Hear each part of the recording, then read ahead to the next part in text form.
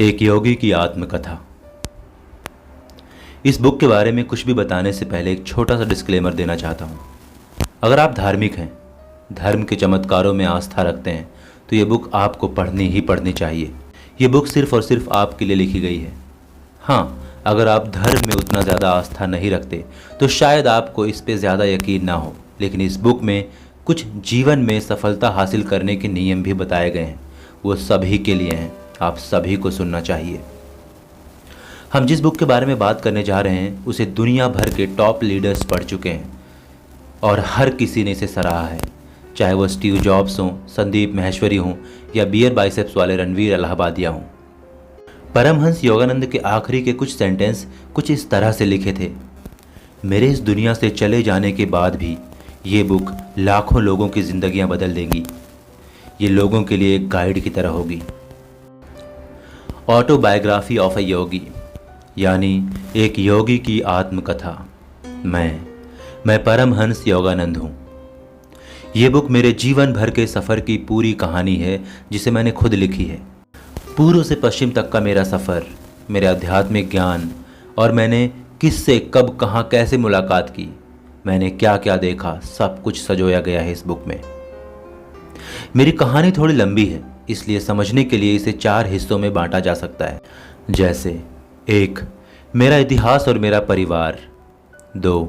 सफ़र में मैं किन किन इम्पोर्टेंट लोगों से मिला। 3. रीइंकार्नेशन यानी पुनर्जन्म।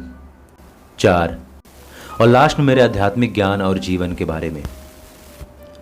सीट की पेटी बांध लीजिए और चलते हैं मेरे जीवन के एक बेहद रोमांचक सफ़र पर, जहां आपको सब कुछ मिलेगा। आप मेरी कहानी से सीख के अपने जीवन में ऊंचाइयां छू सकते हैं। 1. मेरा इतिहास और मेरा परिवार।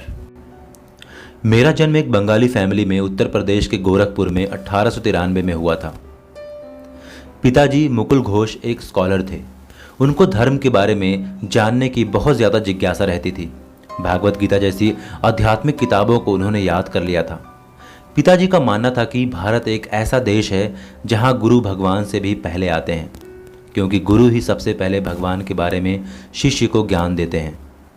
और मेरे पहले गुरु मेरे पिताजी ही थे। मैं बचपन से ही बहुत ज़्यादा तेजस्वी था। मेरे पिताजी के अनुसार मैंने बचपन में ही खुद को कई अलग अलग जीवन में मैनिफेस्ट कर लिया था। जैसे जब मैं महज 2 साल का ही था, तभी खुद को अपने पिछले जन्म के एक युवा योगी के रूप में कैलाश पर्वत पे विचरण करते हुए देखा था। ये बात मैंने जब मैं 5 साल का था तब लोगों को बताया, जिससे सबका ध्यान मेरी तरफ आ गया था। पिताजी बंगाल नागपुर रेलवे में हाई पोस्ट पे थे और माँ ने हमेशा जीवन भर सिर्फ प्यार करना सिखाया था। हमारे संस्कृति में गुरु सर्वोपरि होते हैं। पूरा परिवार हमारे गुरु लाहरी महाशय से बहुत ज़्यादा प्रभावित था। धीरे धीरे मैं बड़ा हो रहा था और उसी के साथ साथ ज़्यादा ज्ञान हासिल करने के लिए अलग अलग संतों से मिलने लगा। जब मैं महज 11 साल का था तो मैंने एक विज़न देखा कि मेरी माँ मरने वाली हैं, और कुछ ही दिनों में बिल्कुल वैसा ही हुआ। मैं बहुत ज़्यादा दुखी हो गया था। मुझे सच जानना था, इसलिए मैंने हिमालय जाने का निर्णय लिया, लेकिन भाई ने मुझे रोक लिया था। और धीरे धीरे गुरु की तलाश में मेरा जीवन आगे बढ़ रहा था। जब मैं 17 साल का था तब मुझे युक्तेश्वर गिरी के रूप में वो गुरु मिले जिन्हें मैंने अपने विज़न में कई बार देखा था। जब मैं बनारस में उन्हें पहली बार देखा, देखते ही मैं समझ गया था कि इनसे ही मैं जीवन के बारे में बहुत कुछ सीख सकता हूँ, और उन्होंने मुझे बहुत कुछ सिखाया भी। उनमें से सबसे खास था क्रिया योग। इस योग में अपने सांस के ज़रिए अपने दिमाग, शरीर और आत्मा को एक किया जाता है। मैंने इसका बहुत अभ्यास किया और आखिरकार वो इनलाइटमेंट की अवस्था हासिल भी कर ली। गुरु से सीखने के साथ साथ मैं खुद से भी गहन अध्ययन किया करता था, जिससे कुछ और भी सीख सकूं। मेरे इस कदर अध्ययन में डूबे रहने की वजह से एक बार गुरुजी ने मुझसे कहा कि योगानंद, जो कुछ हासिल करना चाहते हो उसे भौतिक दुनिया में रहते हुए भी हासिल करो। इसलिए 1915 में मैंने सेरामपुर कॉलेज, जो एक ब्रिटिश यूनिवर्सिटी थी, वहाँ से डिग्री हासिल की। उसके बाद गुरु का आदेश मिलने के बाद मैंने अपने सन्यासी जीवन की शपथ ली, और उसी दिन के बाद से लोग मुझे स्वामी योगानंद गिरी के नाम से जानने लगे। अब मुझे दुनिया को अपना अध्यात्म, अपना योग सिखाना था। इसलिए 1917 में बंगाल में एक स्कूल शुरू किया जहां मैं बच्चों को योग, अध्यात्म और हमारी संस्कृति सिखाने लगा। भारत वनस्पतियों और आयुर्वेद का देश है। मुझे अपना ज्ञान पूरी दुनिया तक पहुंचाना था, इसलिए 3 साल बाद ही 1920 में मैं अमेरिका चला गया। वहाँ के लोगों ने मेरी शिक्षाओं को दिल खोल के अपनाया। अपने ज्ञान को और आसानी से लोगों तक पहुँचाने के लिए मैं वहाँ सेल्फ रियलाइजेशन फेलोशिप लेसन शुरू किया। उसी बीच मेरी मुलाकात महात्मा गांधी से भी हुई थी और तब मैंने उनको क्रिया योग से अवगत कराया था। अपने सफ़र के दौरान मैं बहुत से महत्वपूर्ण लोगों से मिला। चलिए चलते हैं अपने जीवन के दूसरे अहम हिस्से पे, जहां मैं किन किन लोगों से मिला। मेरे सफ़र में मेरी मुलाकात परफ्यूम संत से हुई, जो खुद को कभी भी इनविजिबल कर सकते थे और खुद को कभी भी प्रकट भी कर सकते थे। उसके बाद टाइगर स्वामी, जिन्होंने अकेले हाथों से एक टाइगर को हराया था और मारा भी था। एक ऐसे संत से मिला जिन्होंने योगी बनने के लिए अपनी रॉयल और रिच फैमिली को भी त्याग कर दिया था। एक ऐसी योगिनी से मिला जिन्हें लोग शांकरी मय जीव कहते थे। उनकी उम्र इतनी ज़्यादा थी कि किसी को सही से अंदाज़ा भी नहीं था कि वो कितने साल की हैं। और दूसरी योगिनी निर्मला देवी थीं, जिन्होंने अपनी सारी ज़िंदगी समाधि में गुजारा था। उन्हीं दिनों मैंने एक ऐसी योगिनी के बारे में सुना जो बंगाल से ही थीं। उनका नाम बालागिरी था। उन्होंने कई दशकों से कभी भी कुछ भी नहीं खाया था और सिर्फ योग की शक्तियों से जिंदा थीं। इन योगियों और संतों के अलावा जगदीश चंद्र बसु, रविंद्रनाथ टैगोर, रमन महर्षि जैसे लोगों से भी मुलाकात की जो मेरे काफ़ी करीब रहते थे। उन दिनों एक बात सभी करते थे कि पुनर्जन्म क्या है और वो कैसे होता है। तो चलिए सफ़र के तीसरे पड़ाव यानी पुनर्जन्म की बात करते हैं। पुनर्जन्म एक एवोल्यूशन का प्रोसेस है। क्या आपने कभी सोचा है कि कुछ बच्चे जन्म से ही बहुत ज़्यादा लोकप्रिय हो जाते हैं, वहीं कुछ बच्चे जन्म से ही इतने उपेक्षित क्यों हो जाते हैं? पुनर्जन्म और कुछ नहीं, बस हमारे अपने कर्म के अनुसार मिला एक नया जीवन है। आपने अक्सर ये भी सुना होगा कि ब्रह्मांड अनंत है। ये एक लूप की तरह है। हर बार कर्मों के हिसाब से पुनर्जन्म होता रहेगा। ये निर्णय आपका ही है कि कैसी जीवन जीते हो और कैसी जीवन जीना चाहते हो।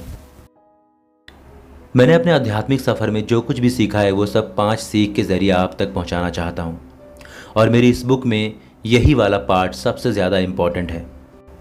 तो मेरी सबसे पहली सीख है आत्मबोध या आत्मज्ञान। लोगों ने भगवान के कॉन्सेप्ट को बड़ा ही गलत समझा है। लोगों को लगता है कि भगवान कहीं दूर आसमानों में बैठा है और वहाँ से सब कुछ नियंत्रित कर रहा है। ऐसा बिल्कुल भी नहीं है। भगवान सब कुछ है। जो कुछ भी आपको दिख रहा है सब कुछ भगवान है। हमारा शरीर, दिमाग, आत्मा सब भगवान है। ये कहीं बाहर नहीं है। यही आत्मज्ञान पाने के लिए न जाने कितने साधु, संत, सूफी कहाँ कहाँ तक चले गए, लेकिन ये कितना आसान है कि भगवान कहीं दूर नहीं है, सब कुछ भगवान है। दूसरी सीख है खुशियों का जीवन जीना। आपके भूतकाल में जो कुछ भी हुआ था, सही गलत, अब आप उसे बदल नहीं सकते। आने वाले भविष्य में क्या होने वाला है किसी को नहीं पता। भविष्य तो अनिश्चित है। ले दे के हमारे पास बचता है वर्तमान। वर्तमान को ही तो जीना है, वो भी खुशियों के साथ। अब आपके मन में सवाल आता है कि वो भला कैसे? वो ऐसे कि जहाँ भी आप रहते हो, जिसके साथ रहते हो, उनके साथ अच्छा व्यवहार करना, अपनी बोली में मिठास लाना, कभी किसी की आलोचना या बुराई नहीं करना, फालतू के खर्च नहीं करना, जो कुछ भी हमारे पास है उसके लिए हमेशा थैंकफुल होना, डर की आंखों में आंख डाल के वही काम करना जिससे डर लगता है। हम क्या, हमारी आत्मा तक खुश हो जाएगी। और हमारी खुशी जहाँ सबसे ज़्यादा बढ़ती है वो है प्रेम। प्रेम वो नहीं जिसमें एक्सपेक्टेशंस होती हैं। जहाँ एक्सपेक्टेशंस होती हैं वहाँ सौदेबाजी होती है।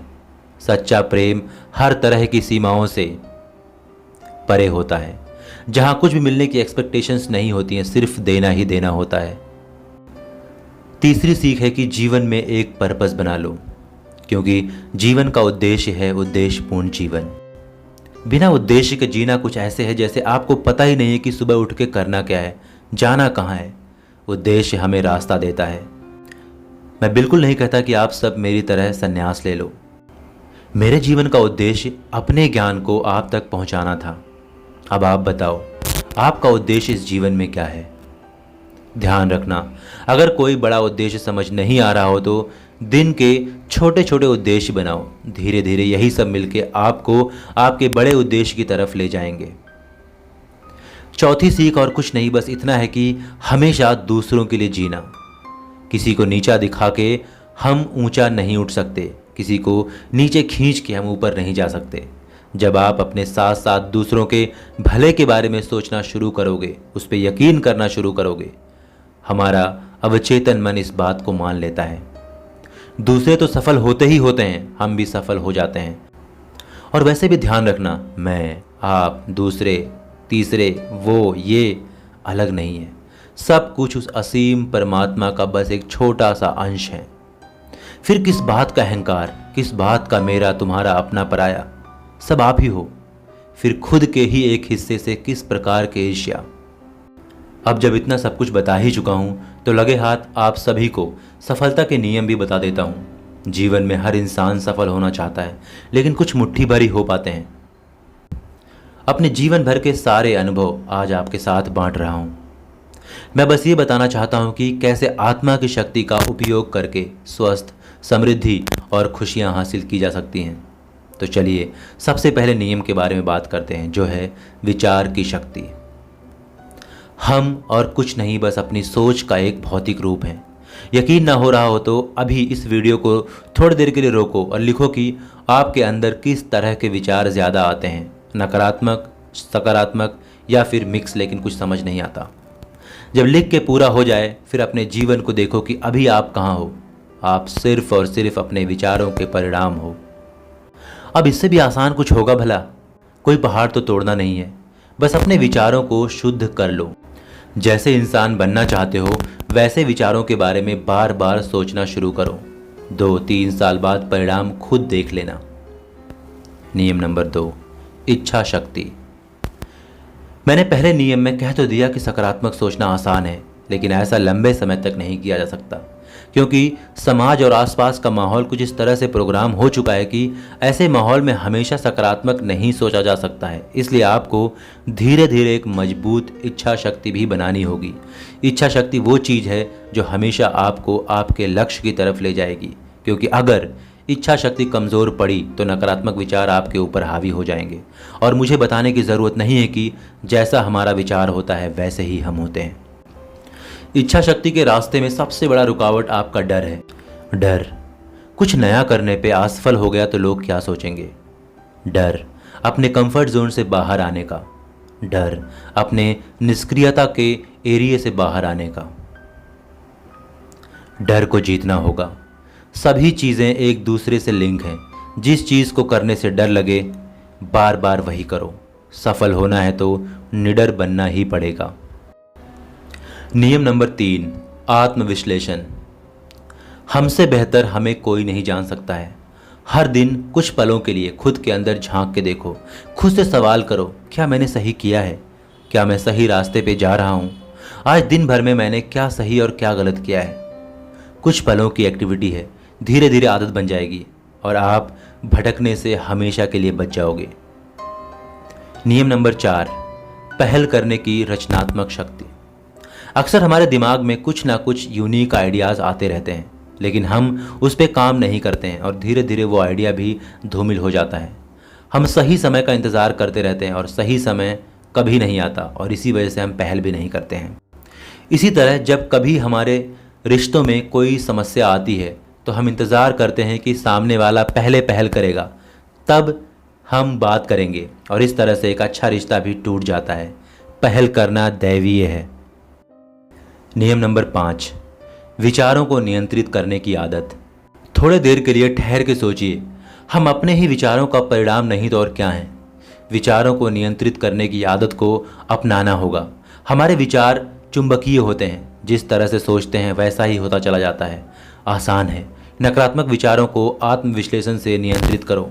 उसके बदले में जो चाहते हो विचार उत्पन्न करो। परिणाम 2-3 सालों में आपके सामने आ जाएगा। नियम नंबर 5, दैवीय इच्छा शक्ति। पूरे ब्रह्मांड में एक ऐसी शक्ति बह रही है जो कुछ भी कर सकती है। सब कुछ उसी का है, सब कुछ वही है, जहाँ हर तरह की समृद्धि और खुशहाली है। दैवीय इच्छा शक्ति एक ऐसी आस्था है जो कुछ भी पा सकती है। जैसे आपको अगर ये भी ना पता हो कि आपके पास कहीं से पैसे आने वाले हैं, तब भी पूरी इच्छा शक्ति के साथ अगर यकीन किया जाए तो हर जगह फैली वो दैवीय शक्ति उसे हमारे सामने प्रकट कर देती है।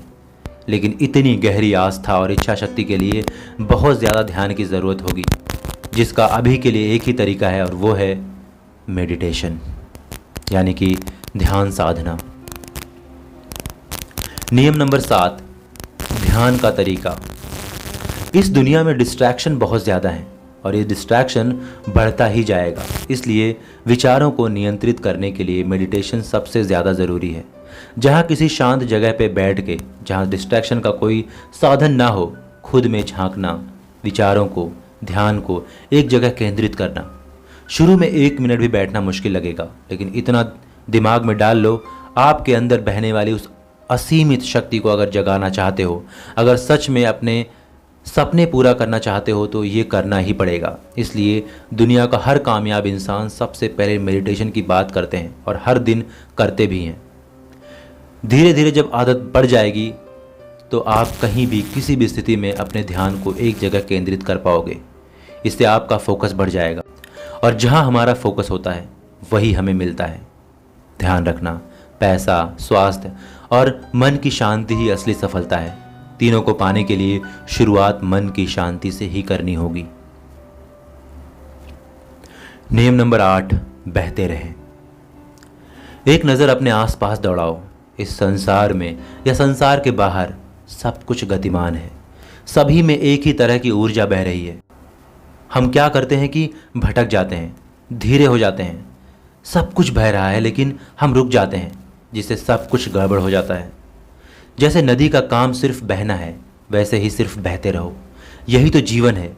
नदी कांत समंदर है, वैसे ही हमारी आत्मा भी एक दिन परमात्मा में मिल जाएगी। वही तो अंत है, जो होना ही है। इसलिए बस बहते रहना है, यही हमारी प्रकृति है। आशा करता हूँ कि ये बुक समरी आपको ज़रूर पसंद आई होगी और साथ ही ये भी आशा करता हूँ कि इस बुक के सभी नियम अपनी ज़िंदगी में अप्लाई करेंगे। ऐसी खूबसूरत बातें दूसरों तक ज़रूर शेयर करनी चाहिए। और अंत में, अगर सच में वीडियो अच्छी लगी हो तो प्लीज़ चैनल को सब्सक्राइब करते हुए जाना। थैंक यू दोस्तों।